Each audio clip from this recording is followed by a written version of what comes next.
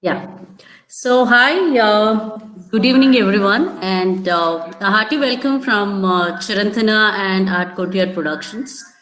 So, today we would be discussing respiratory problems in children with special needs. And what is it that parents need to know?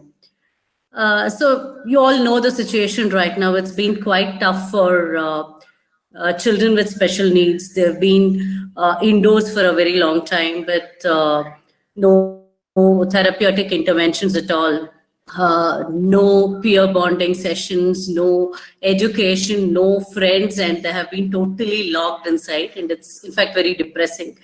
And for us as parents, we are more cautious than before because as children with special needs, they are a vulnerable lot, right? So they're so susceptible to respiratory problems, asthmatic conditions, and we are always on the edge, living in fear.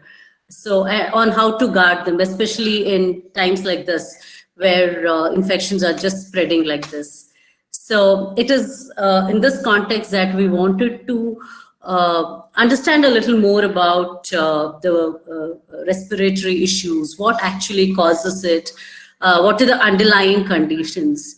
And we wanted to get an expert on board. And that was when I reached out to Dr. Omi Narayan. And Dr. Omi, thank you so very much for agreeing to conduct this workshop for us. So just to give you all a little introduction about Omi, I'll have to read it out just to make ensure that I do justice to all that is done. So Omi Narayan is a pediatric pulmonologist from Manchester, UK. His NHS practice is based at the Royal Manchester Children's Hospital, largest children's hospital in Europe. He is also an associate dean at Manchester Medical School, University of Manchester. He specializes in all aspects of pediatric respiratory medicine, namely any condition that affects a child's lungs and airways, breathing tubes, and windpipe. This may manifest in a number of ways, most commonly noisy breathing, persistent and recurrent cough, difficult to treat asthma, breathlessness, or difficulty in breathing, recurrent chest infections, and allergy related disorders. He is actively engaged in research and training and has widely published journals and peer reviewed journals. He has presented in many national and international conferences. He is the Associate Director in Medical Education for his NHS Trust and the Quality Advisor on RCPCH CSSC that delivers the national training in pediatric respiratory medicine in UK. So, thank you so very much, Omi, for being here. And I know it's pretty late out there, and you've been very accommodative. So, thanks. And over to you. So, today we would like to understand more from you on what causes respiratory problems, generally with children and more so with children with special needs. As I've already told you that Chiranthana as an organization deals extensively with children with special needs. So we see a lot of children come to us with severe infections, and due to which they also miss out on a lot of school days, right? And sleep problems and difficulty in breathing. So as parents, as special educators, we are lost 9 out of 10 times. So over to you. We will keep questions towards the end. So if you could take us through what goes into it, it would be great. I'm sorry, people are joining in.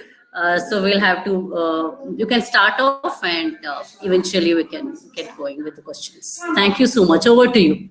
No problem. Thanks a lot, Rachna, and thank you for inviting me to give a session for you guys. And I understand that there are mostly parents and educators from your trust.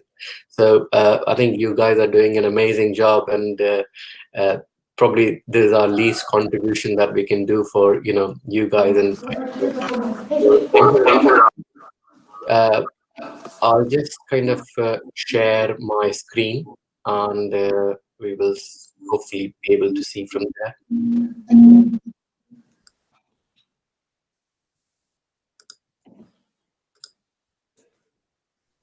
Okay, can you all see my screen? Yeah, we can. We can. Yeah.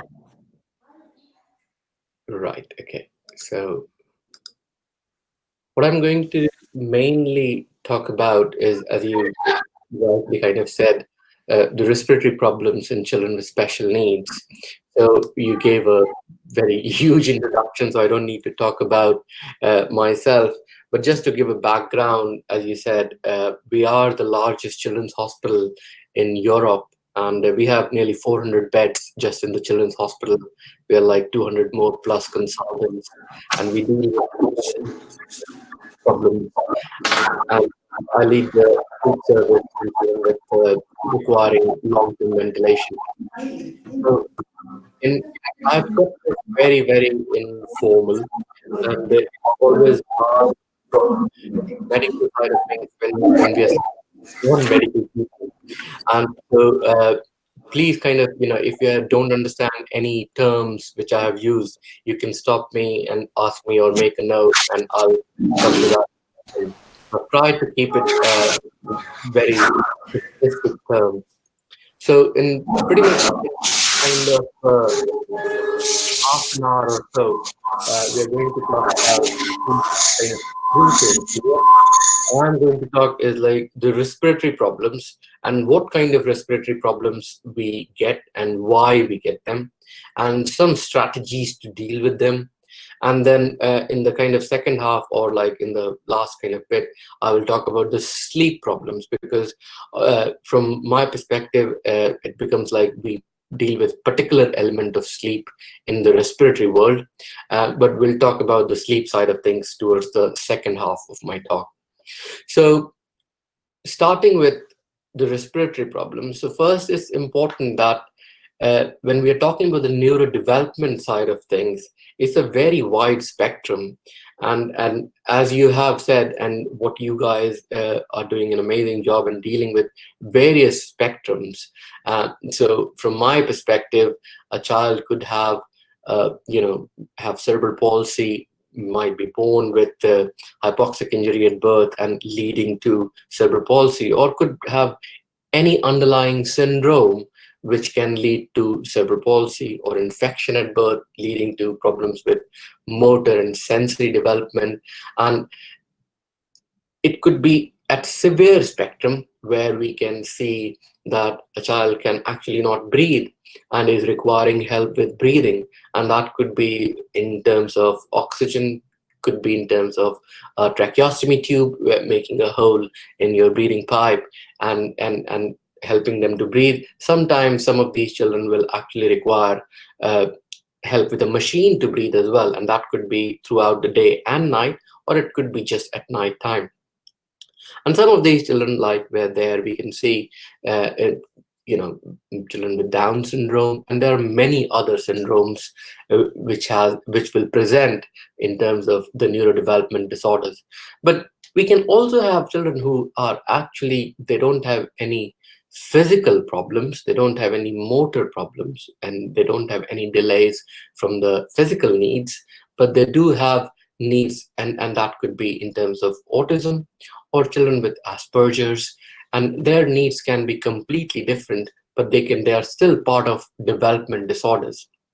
So those children I will kind of talk about mainly towards the sleep aspects, because generally autism or developmental disorders like Asperger's or ADHD, they will not have recurrent chest problems more than your normal population. So they are not particularly vulnerable for getting chest problems, chest infections, asthma or wheeze, or any of those disorders. But children who are otherwise, like they have special needs, and their mobility is affected, they're wheelchair bound, their communication is affected, those children are vulnerable. And so why are they vulnerable, and why they get the respiratory problems? And this is kind of the slide where I want to spend some time, because this is the most important slide from my perspective, and I use this for like talking to medical students, junior doctors, parents, because understanding why they get the respiratory problems, then you can deal with it if you understand the problem. So as what I kind of try to explain from the beginning is that, our breathing tube and our food pipe. So if you look in the top kind of left hand side, I don't know if my cursor comes or not. So our breathing tube and food pipe, they're just sitting in front of each other. So this is your breathing tube, and just the food pipe here, esophagus, and breathing tube has various kind of components. So behind your nose and then going behind your mouth, it just joins, and then you have your voice box, which medically is called as larynx, and then it goes down under here, which we call as trachea or windpipe. So, and then that will divide into left and right. So this is kind of our normal anatomy, that we are just sitting in front of each other. But what happens in children who have any kind of neurodisability, or they have neuromuscular weakness? They can have, like, children with any kind of neuromuscular weakness, like spinal muscular atrophy, Duchenne's muscular atrophy, any kind of congenital myopathies. If they have, essentially, if they are weak and they can't breathe properly, they can't walk properly. So we need to remember that they have extremely weak muscles for breathing as well. And one of the important muscles of breathing is our diaphragm, which sits just between it separates your chest cavity to your abdominal cavity. So this is your chest wall. And if you can see the image over here, essentially on chest x-ray, what we see, the air appears as black. So we have right and left lung, so we should have blackish kind of appearance on the chest x-ray. Any fluid or bone, that appears white. So this is our heart, it should appear white. So if you can see, so this is the right side of the lung, this is the left side of the lung. The right side of the lung appears more blacker in comparison to the left side of the lung. And that essentially is telling us that there is ongoing infection on the left side. And so why are they getting these infections? So the diaphragm here, which is just separating your chest wall to abdominal wall cavities, that's the most important muscle of breathing. Now, many of these children, they will have weak muscles, including diaphragm. So diaphragm is weak.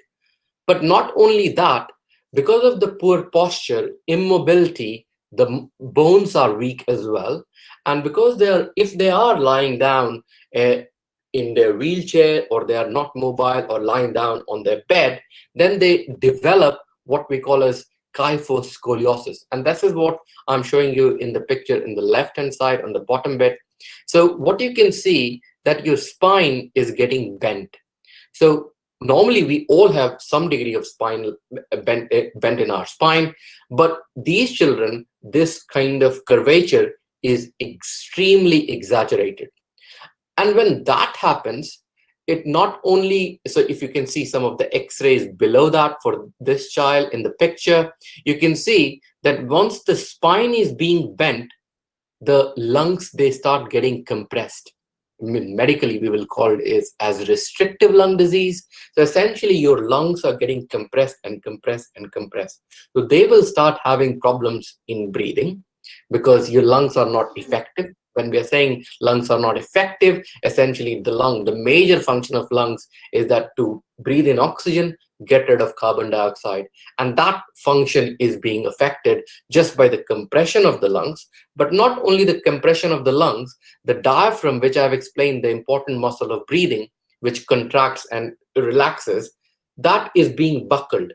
So instead of like a normal sucking in, going out, if there is extreme curvature, there is buckling of the diaphragm.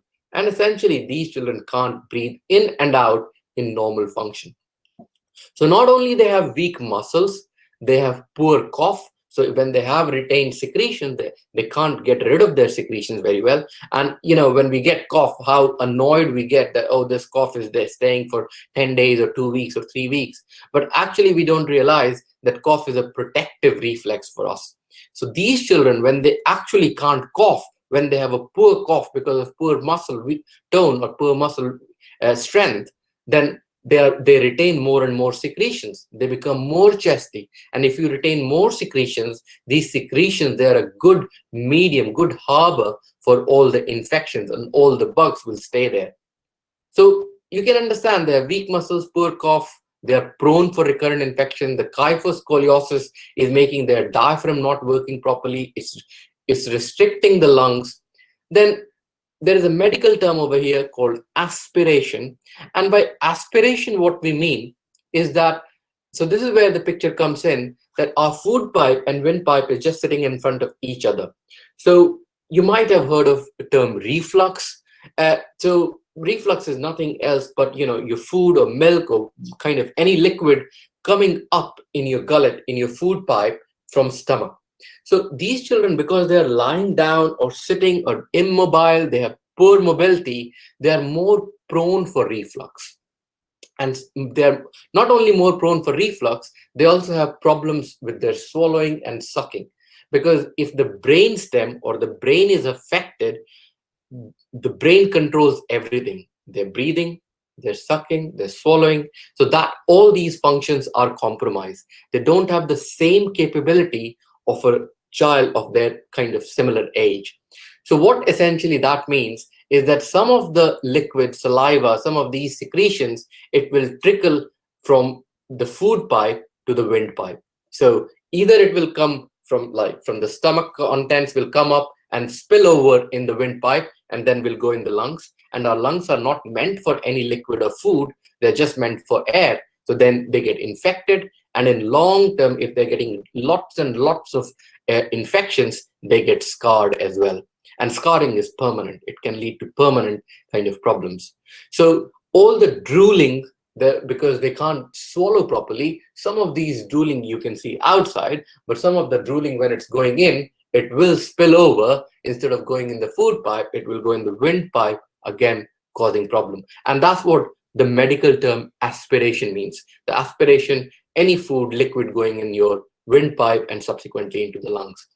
So you can imagine, so all these like poor lung reserves and the problems that I have kind of said over here, that will lead to persistent problems with chest.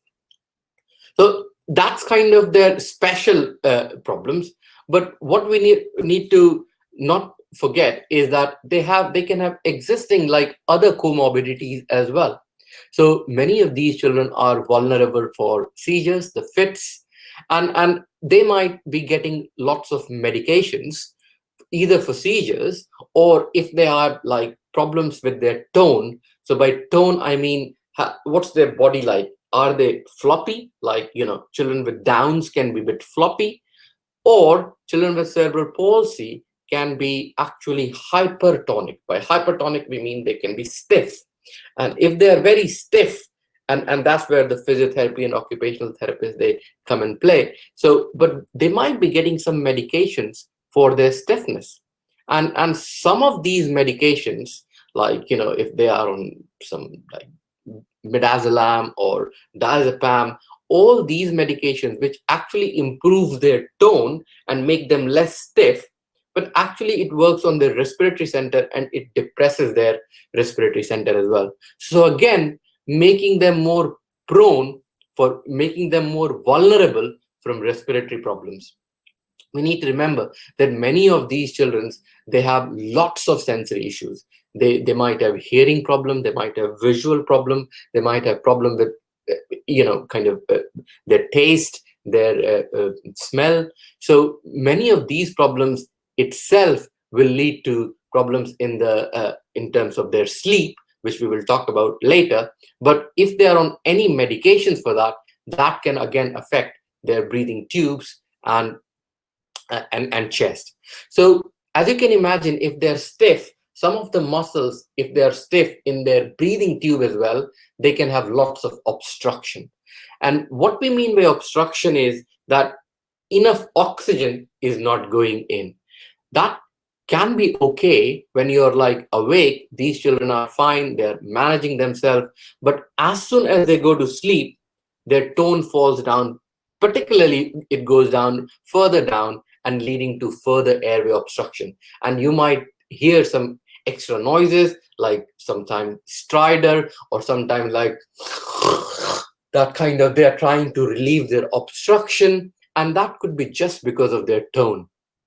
And what we don't need to forget is that these children, they can have their normal childhood illness as well. They can be prone for asthma. They can be, and we are talking about, they are more vulnerable. They will be getting more viral infections.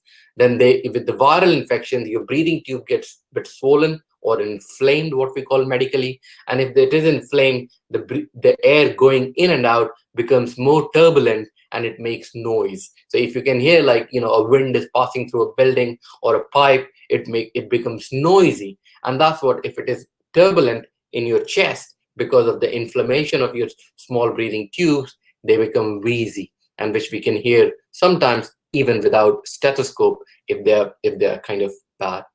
So that's kind of a very quick snapshot of the respiratory problems, and how are we going to manage it.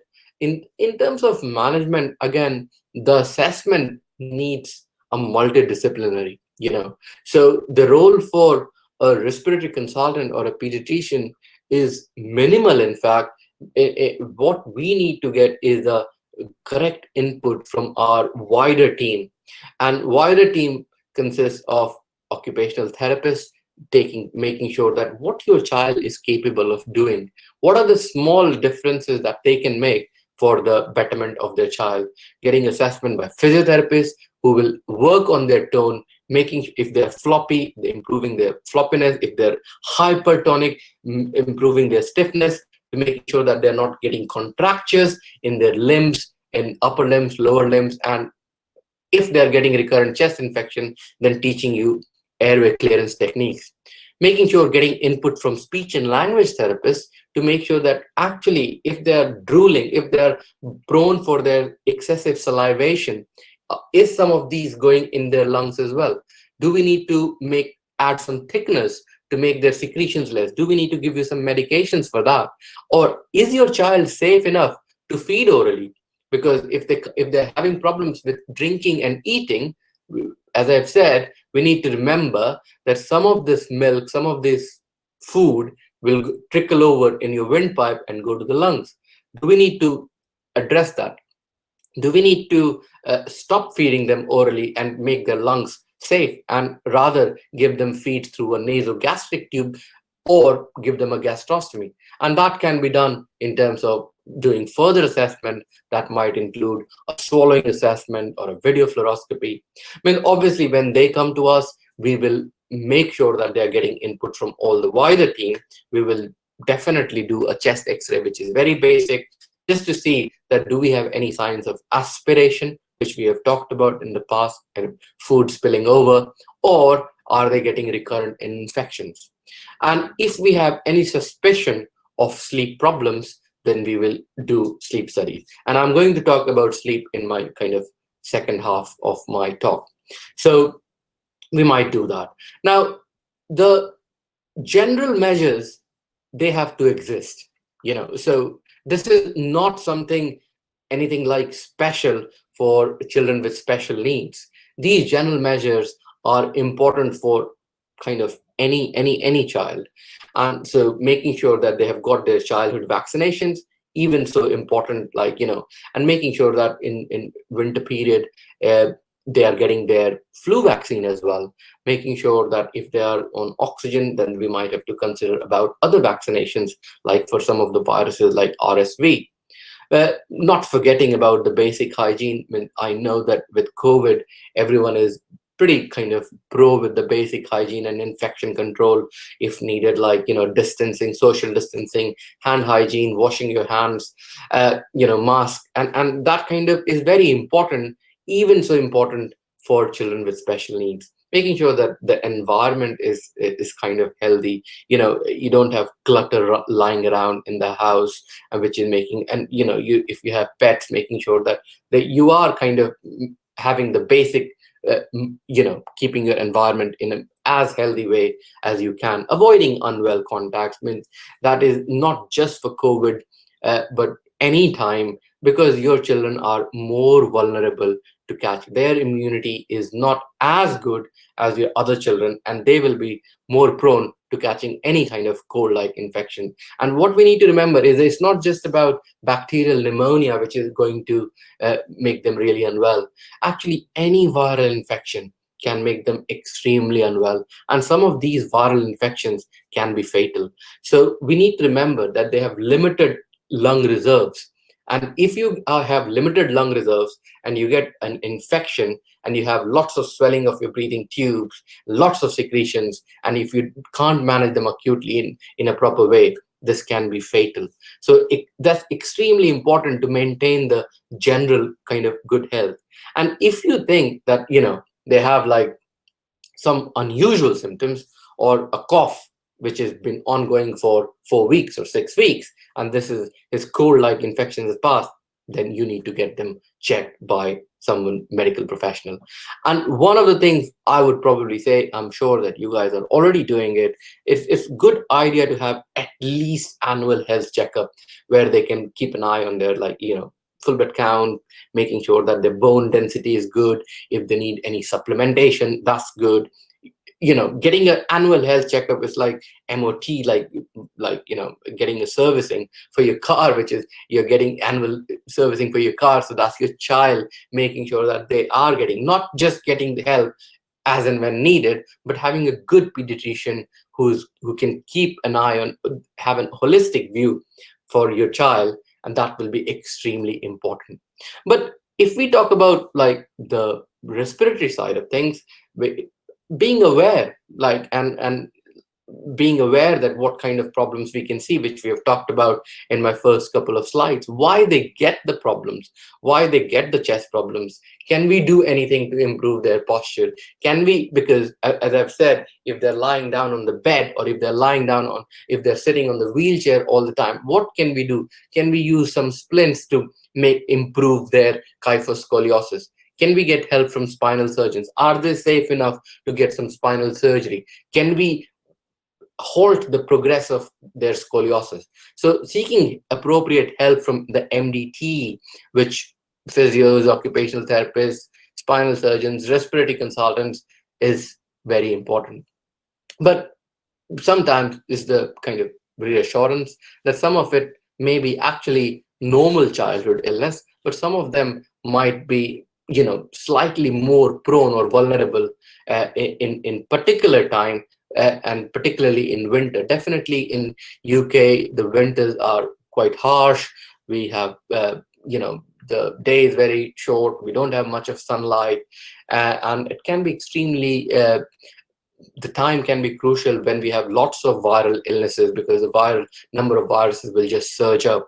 And that's time, sometime we will put some of these children on prophylactic antibiotics. By prophylaxis, it means that giving them on a small dose regularly throughout the winter. So for 6 months, they might be needing small courses of antibiotics. Just leave them on that. And essentially what we are trying to is preventing them from nasty bacterial infections. So antibiotics are not going to prevent you from viruses, but what happens, sometimes they start with viral infections, and because they have poor secretion clearance, they can't cough properly, the secretions will lie there longer, and then that viral infection will convert into a bacterial infection, giving rise to nasty pneumonia, needing help with intensive care. So sometimes leaving them on prophylactic antibiotic can be helpful. Again, OSA stands for obstructive sleep apnea. If we have concerns about obstructive sleep apnea, then we treat them accordingly. And again, I'm going to talk about that in my next kind of couple of slides. So yeah, that's kind of a very quick tour in terms of respiratory sides. Now, kind of next 4 or 5 slides, I'm going to talk about sleep. And it's quite important to understand the concept of sleep. And many of you might have already read about it or know about it. And this is not only kind of important to understand from children with special needs, but it's very important to understand for your normal children and for normal adults as well.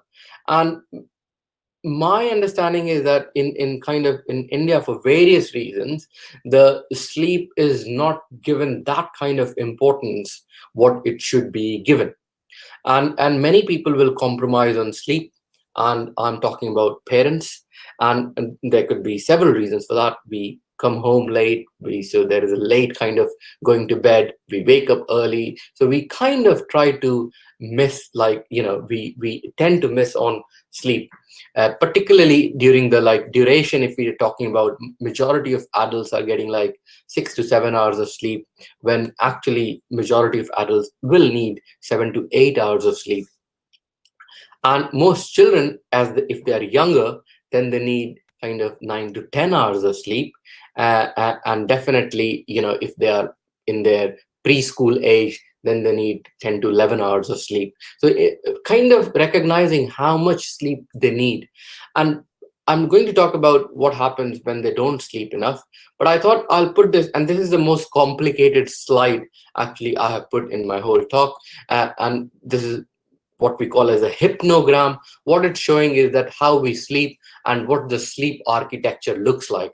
So what is important to know is that there are various cycles of sleep that will happen in the night time, and we have something called as REM sleep and non-REM sleep. You don't need to know about this, but essentially what happens is that from period of wakefulness, we will go in a shallow sleep, which is not very deep stage, and then subsequently we'll go in deep phase, and that cycle happens kind of every 60 to 90 minutes. And we will have, so depending upon how much of sleep you're getting, you can have 4 to 6 cycles every night. So what is important in this slide is that if you can see the red bit over here, so every time we transition from light sleep to deep sleep, there is a wakefulness. So the red line indicates that we wake up.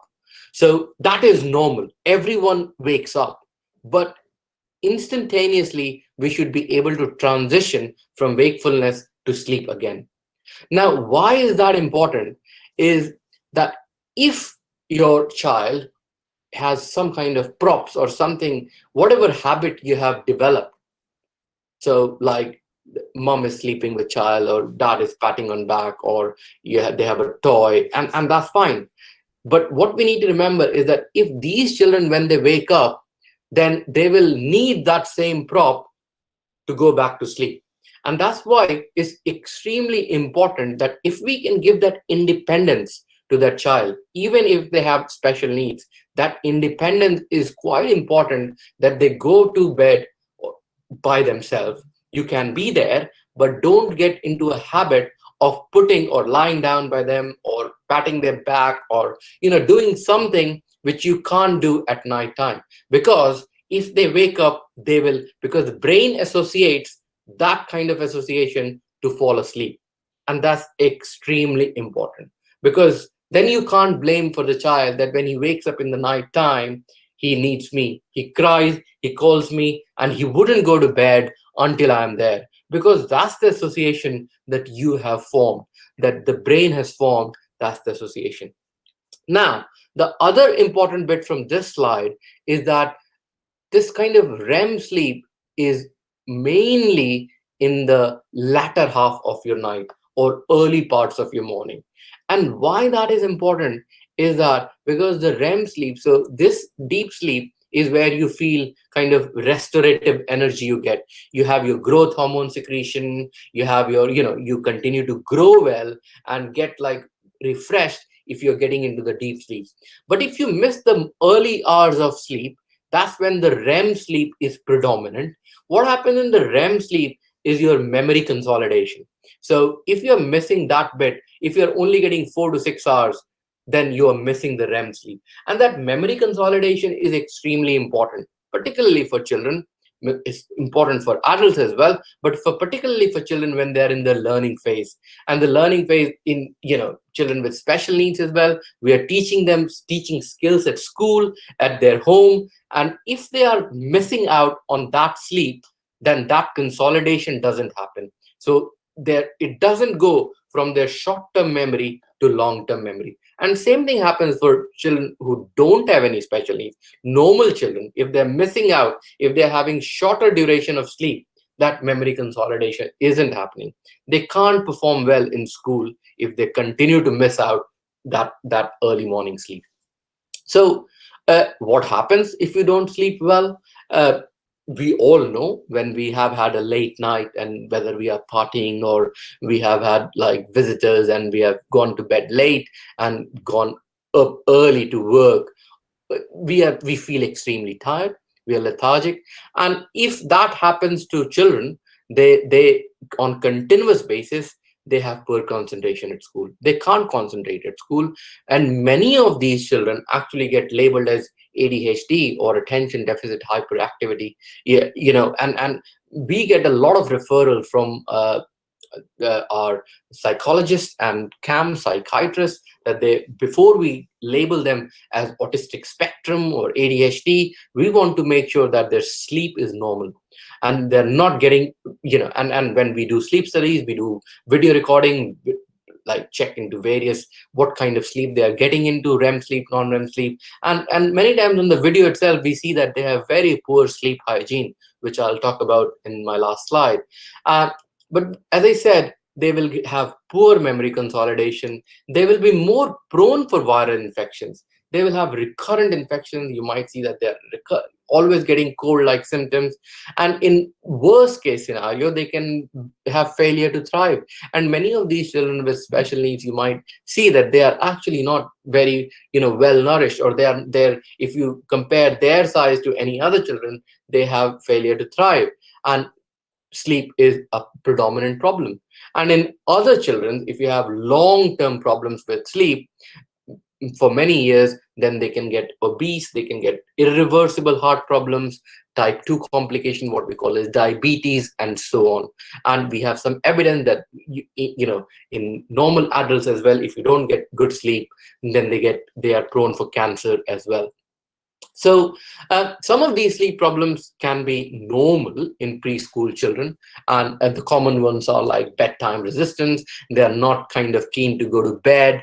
They're finding it hard to, even when they're on bed, they don't sleep for they're awake for a long time, and they don't. So what we will call as sleep onset delays, and some of these children will have nighttime awakening. So, and when they're awake, they're waking up, they're looking for the mom or dad or some toys what they have been associated with and what we have talked about.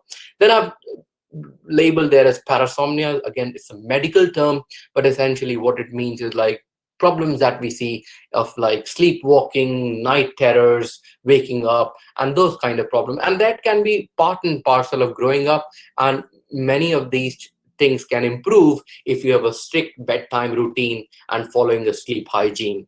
Some of these children, as I have said, that their tone is a problem. They can be stiff, and when they go in REM sleep, which we have talked about a lot. So if you can remember the cycle of sleep, so we go in deep phase and then go to REM sleep, and those REM sleep, the duration increases toward the latter half of or early morning. What happens in the REM sleep is that we all go hypotonic, we all go floppy. So our muscles of pharynx, the mouth, they go floppier, and you don't get enough oxygen that time. So, and that's normal physiology, because we don't want to enact our dream, so our body makes us floppy, and that's normal. But children who have already problem with tone, when they have this problem, they get good symptoms of obstructive sleep apnea. So you might see that they are snoring, loud snoring. Suddenly they go quiet, and then they take a deep gasping breath, and then they start breathing again, and then that keeps on happening. And that is suggestive of what we will call as obstructive sleep apnea. Many of these children, when they have like autism, they have lots of sensory issues. And when you have sensory issues, anything in the night time can be disruptive. Some of the children can find it really hard with any of the sounds coming in. When nighttime is a time when we might put our dishwasher on or laundry on or cleaning the house, or any music coming in, any kind of issues, and their sleep can be fragmented. They can wake up, not sleep properly. And you might have to think about, is there any light coming in from somewhere? Is there any sound coming in? Do they need earplugs? So thinking about the environment is extremely important. And not to forget that if we are talking about poor sleep for children, then if your children are not sleeping well, then you can't sleep well. You will be waking up like several times in the night, and that will lead to less productivity, tiredness, and a less productive day for you in the next day. Just one slide on Downs. I thought, because children with Down syndrome, they have other kind of problems along with what we have talked about. So we know that they are a bit hypotonic or floppy. They have smaller airways already. So they have, like, their breathing tube can be narrow in comparison to other children. They can have a relatively larger tongue and a floppier tongue. So in the right side image on the lower side, you can see that this is a normal airflow. Your tongue is sitting like this. This is your nose kind of behind, your nose is there, and this is looking as normal. But if your tongue falls back in this slide, so your it gets obstructed, your airway gets blocked. So even if you're able to breathe, even if you don't have enlarged tonsils or adenoids, your airway gets blocked, and that will lead to obstructive sleep apnea. But like any other children, they can have enlarged tonsils. In the left hand side, you can see if the tonsils are so enlarged, again your airway is obstructed, your breathing tube is obstructed. Particularly, even they might be okay in daytime and when they're awake, but as soon as they go in sleep and they go in the REM sleep, they go floppier. There is a problem. And if we can't see the adenoids are sitting in the top kind of right side. If you can see, they're sitting behind the nose, and sometimes some of these adenoidal tissue can become enlarged, and they can, on top of this, they will cause blockage. So in Downs, pretty much 80% of children, they will have some degree of sleep apnea. And it's recommended that particularly in the first 5 years, in the preschool age, when they're more prone for viral infection, they should have annual sleep studies to make sure that they are not developing sleep apnea. And sometimes kind of intervention accordingly. So hopefully I've given you a flavor of like why they're more prone for sleep problems. But the good sleep commandment is like kind of for everyone, not only just for children with special needs, is for everybody, but even so, more so important in these children. So having a good sleep hygiene, going at the same time every night, whether it's weekday, weekend, not changing much of time, is all about training your brain what time we go to sleep, having a right environment, making sure that it's not too hot, because if it is too hot you can't sleep very well, making sure that it's cold, not having a very heavy meal and just going to bed, you can't sleep very well, making sure that if you're having your meal a bit early, having at least 2 hours time before you go to bed, avoiding electronics at all costs at least 1 hour before bed, because all electronic gadgets, they emit blue light, and as soon as you have blue light, the melatonin, the hormone which kind of brings on your sleep, just disappears, and it will push your sleep further by a couple of hours. So having that consistency every kind of night, the same pattern, and sticking to that consistency, even with children with special needs, and their brain will get trained, making sure that this is sleep time, this is. And sometimes some of these children, if they're blind, particularly, then if they're visual, kind of, they're not getting the feedback that now it's light and dark. It's very important that we are giving some kind of stimulation, that this is a daytime, this is like either taking them outside in the sun, giving them some sun, and giving them auditory feedback as well, that this is daytime, there is daylight. And it's important for normal children as well, because then your brain gets kind of used to it, that this is daylight, time to be awake, and as soon as it gets dark, melatonin kicks in, and that's the time to sleep. Normally, we do not recommend any kind of sleep medications for sleep issues.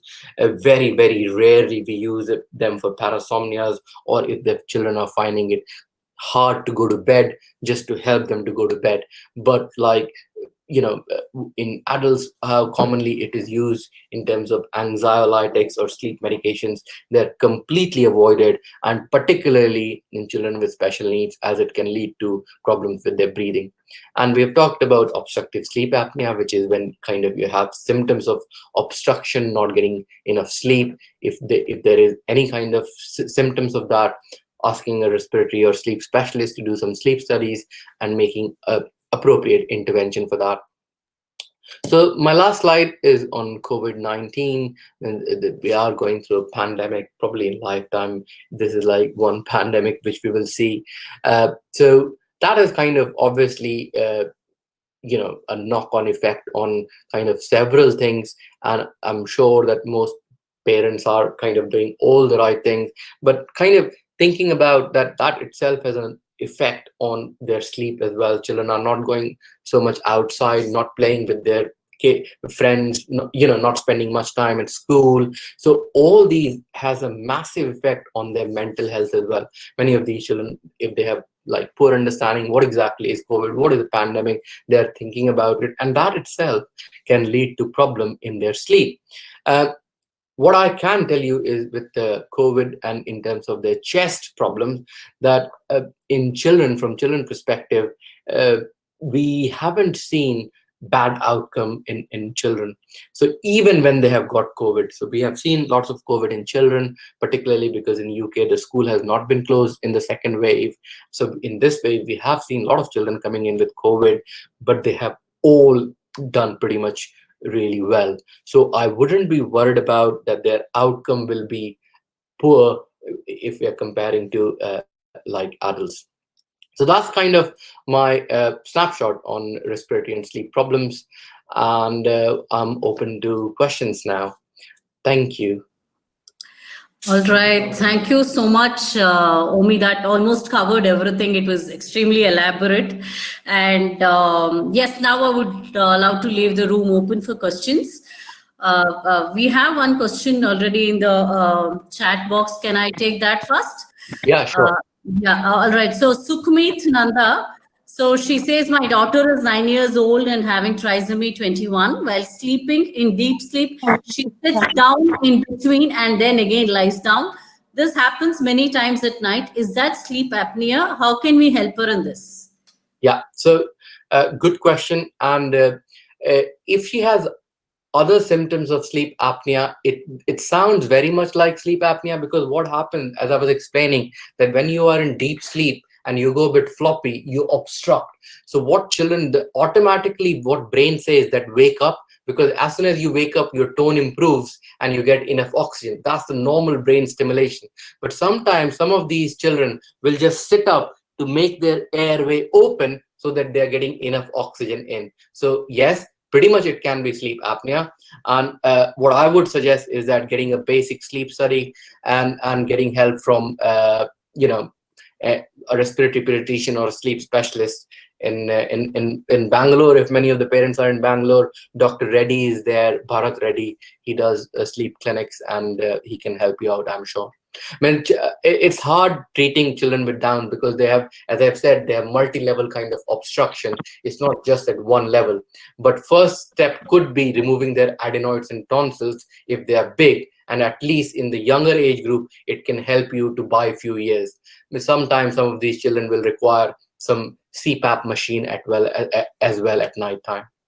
All right. Thank you so much. Hope that answered your question, Sukhmeet. And let's go on to the next one. Can I please continue the same question? Of course. Yes, sir. So I am doing a program that is IHP with her. So I'm using a respiratory jacket with her. So and we are doing masking also.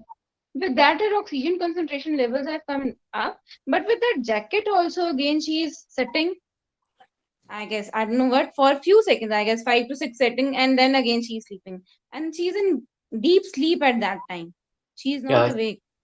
Yeah, so the problem happens only in deep sleep, that you're not getting enough oxygen when your tone goes down. This goes floppy and you obstruct. So normally the brain will say wake up. So that's kind of the common presentation of what we will see in obstructive sleep apnea. Okay, so can you please recommend any center in Delhi where we can go for this? So I think in Delhi, Ankit Parak, he runs a sleep clinic with respiratory things. So Ankit Parak is there, Dr. Ankit Parak. I think he's based at BLK. Okay, sir. I will check. Can you please get your email ID if we want to please further get it checked from you? Yeah, Yes, sure. Sukhmeet. So what I will do is probably after this meeting, I will send across his email ID to all of you, and you could also write to him in case you have any doubts. Thank you, sir. Thanks a lot.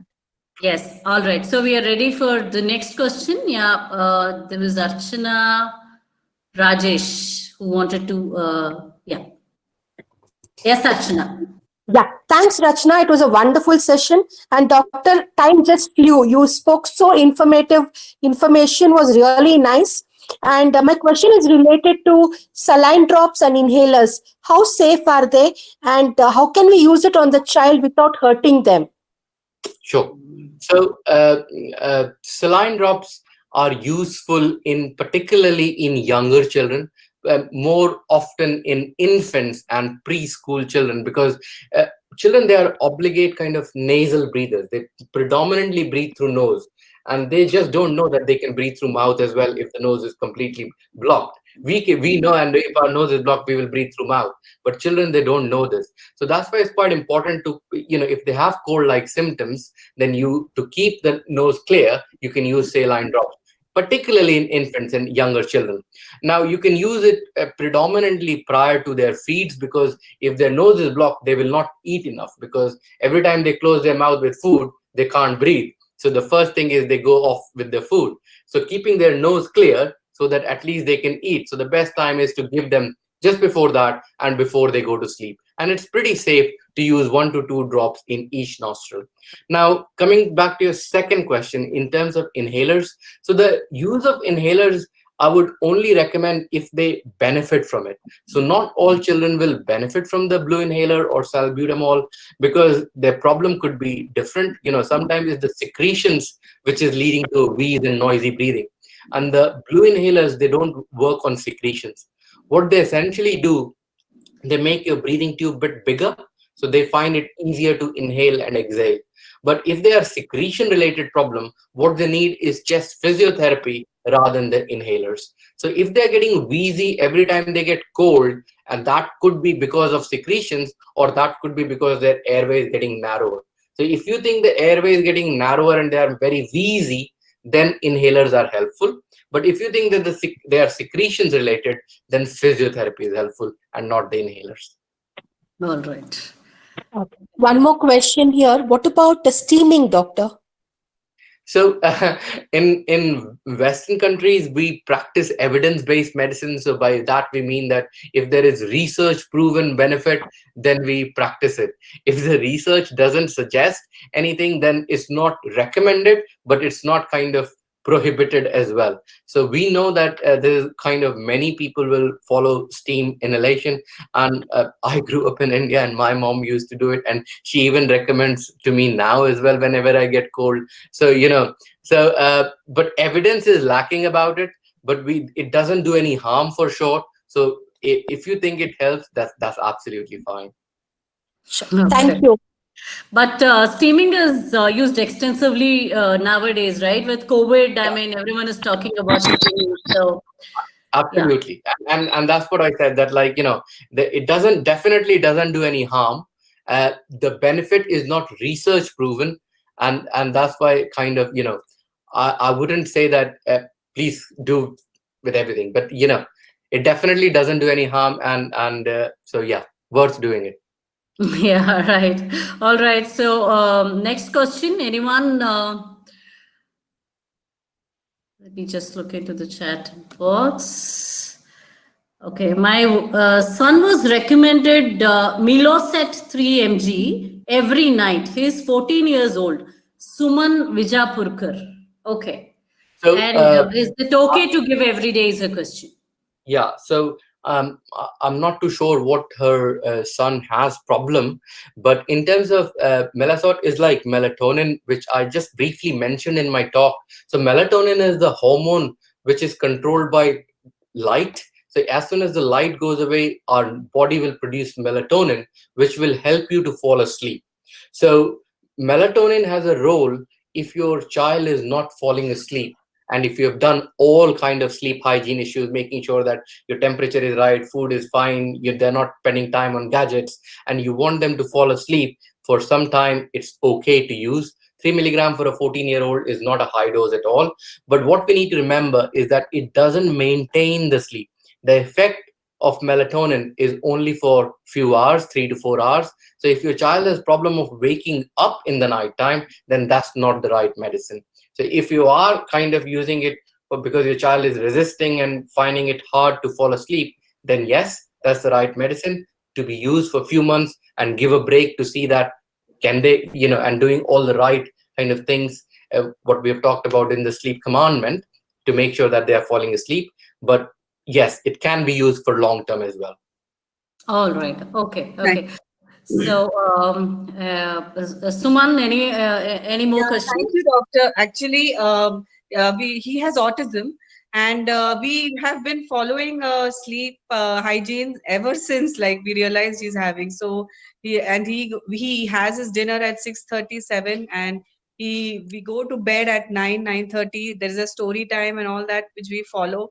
So there is a regime that has been, but then there are some nights where he just cannot sleep, and there are some nights where he's sleeping for longer hours.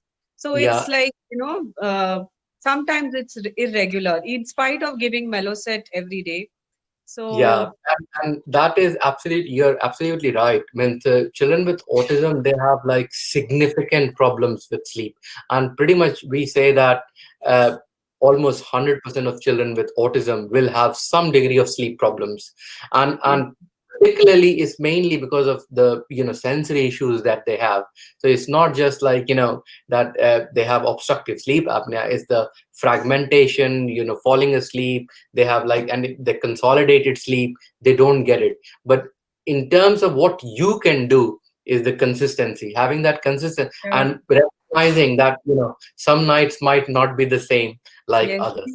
actually I've come to terms with that, but then I just thought if there was some solution to it, like, because we have come to terms with it now since he's 14. Unfortunately, there isn't. So, and that's why kind of I made it quite clear that sleep medications are not the right thing for that. Yeah, we have always avoided that. I mean, we've never given him actually.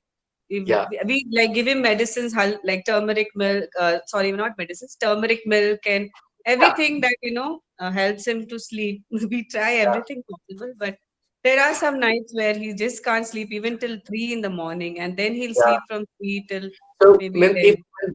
Obviously, kind of making sure that when you're giving the melatonin, you're doing everything else right as well. I mean, after melatonin, making sure that he's on the bed and the environment is conducive for sleep. But 3 milligrams is a low dose. It is low, actually. We're scared to increase it. He's actually, I think, around 35 to 40 range, his weight. I've not checked it recently. It was 37, I think, 37, 38. So if you're still finding it difficult that he's not going to bed, then you can increase it, and you can even go easily to 6 milligrams as well. Okay. So that wouldn't be a problem. Okay, doctor. But always having a break in between to kind of see that, can he manage without it? Always having that break, using a month and then giving a break for a month, see what's happening. Yeah, sometimes it does. Actually, he sleeps, since we've been following, he sleeps, but then in spite of giving, some days he doesn't sleep. So it's like that. Yeah, unfortunately, there isn't a magical cure for that. Yeah, it is hard. Yeah, thank you so much, doctor.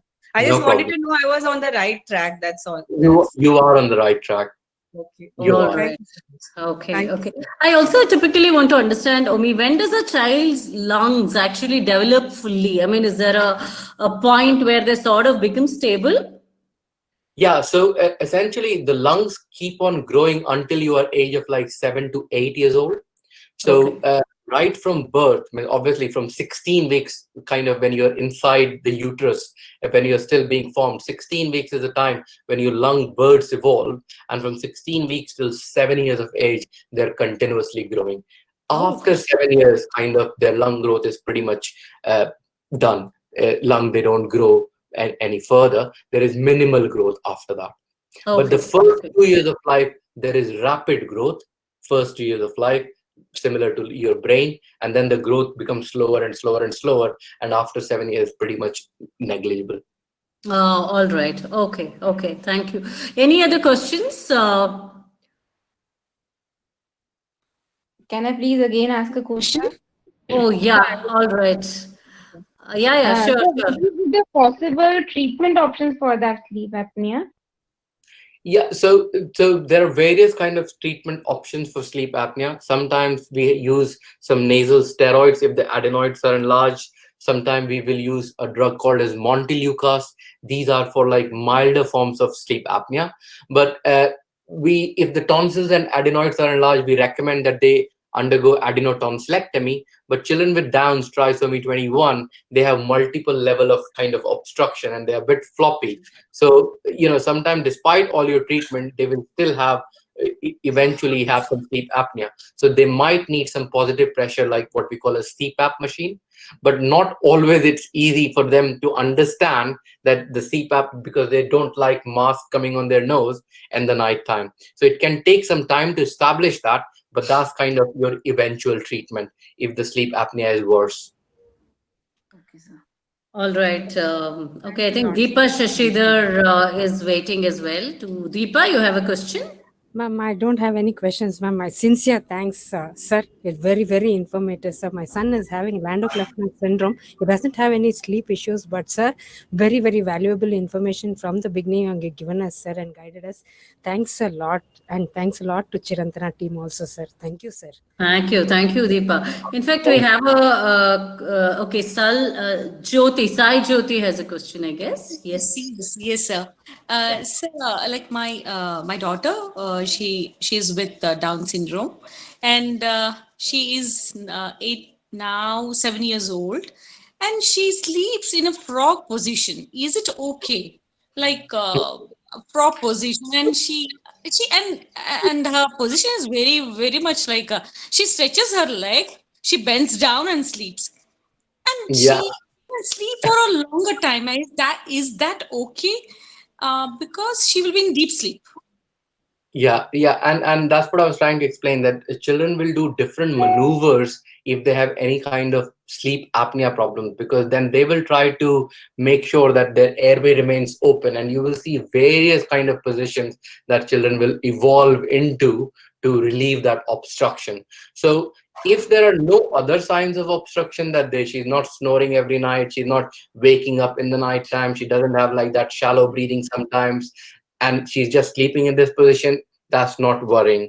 Then that can be just a habitual, and kind of that can be her prop to sleep like that. But if she has other symptoms along with this, when she's like snoring heavily, she's tired in the daytime, you are worried about her behavior, and she breathes, you can hear snoring, and then goes quiet, and then she's sleeping in this position, then that can be suggestive of sleep apnea, and we might have to intervene. Yes, sir. So, but she doesn't have any other issues except like we will be worried that how is that her body is accompanying her in that position, like so it I, whether I she would, her backbone will be hurt or something like that. I wouldn't. No, if she doesn't have any other symptoms, then I wouldn't be too worried about that. Okay, thank you very much. Thanks a lot. Also, I just wanted to get this clarified, Omi. I know a lot of our children attain bladder control very late, in life. Even at 14, 15, they tend to wet beds in the night. So has it got anything to do with respiratory issues as well? So yes, so very good question. And again, children with kind of there can be an association. So 90% of children, by the time they are up to 5 years old, they should be dry and they should have good blood control. Uh, Roughly kind of 5 to 7% of children by the age of 8 years old as well, they will have problem. After 8 years old, only 1% of children can have, less than 1% of children will have problems. So now if you have significant obstructive sleep apnea, then there is some association that these children have poorer kind of bladder control as well. So if you have any other symptoms as well, then you have to investigate that. So there is some report, yeah, agents. Oh, all right, all right. Maybe it could be something to do with the tone as well. If a child is hypotonic, and right. Absolutely. It's all muscle control of your bladder. All right. Okay. Okay. Thank you. So, yes. Any more questions? Anybody else? Me, Hi, please. Ratna. Yeah. Yeah.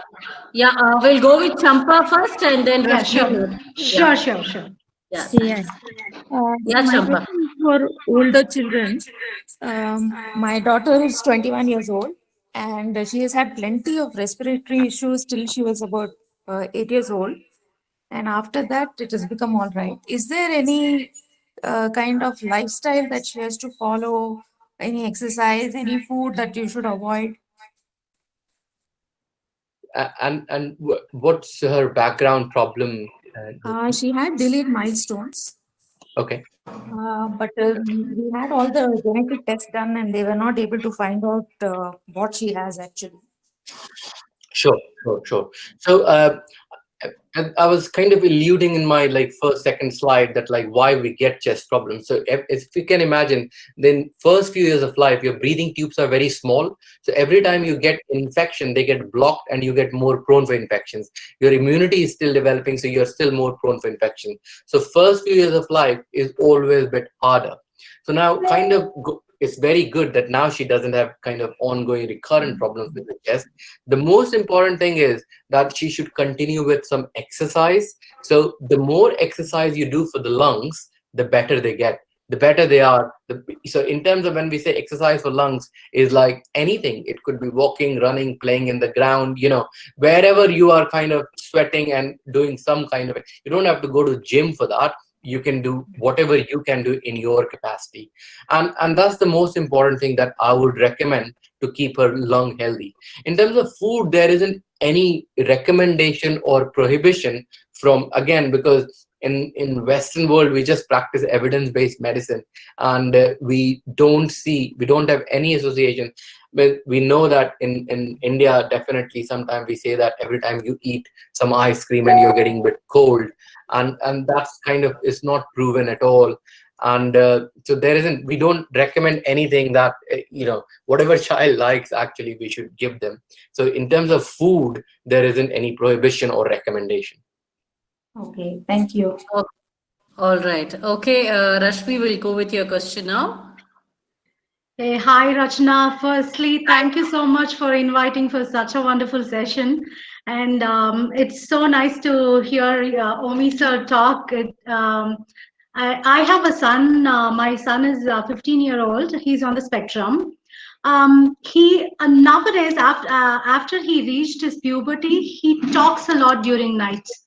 He talks a lot. He keeps talking to himself. It's mostly till he goes to bed. We turn off all the lights, make it dark for him so that no light disturbs him. But he still keeps talking till 12 a.m. sometimes. And as the weekends arrive, he stays more active till 2 a.m. or 3 a.m. in the mornings. And then he goes to a really sound sleep. He really has very good sleep. I just wanted to know, he's not on any kind of sleep medication, but I just like to know if there is anything that we can do to control that sensory. He does.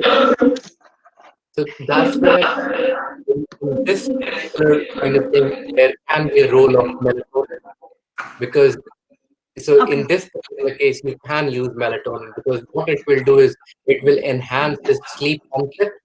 Okay. So instead of being awake for like few hours where he keeps on doing and then go to sleep, and then kind of you have to wake him up early morning to go to school as well, compromising his is like you want that he goes to bed on right time. And because once he sleeps, then there isn't a problem there. He sleeps through it. It's the sleep initiation which is a problem, and that's where your melatonin is extremely useful, because that will just cut short that period when he will go to bed. So this is one case where we would recommend that we can do a trial of melatonin.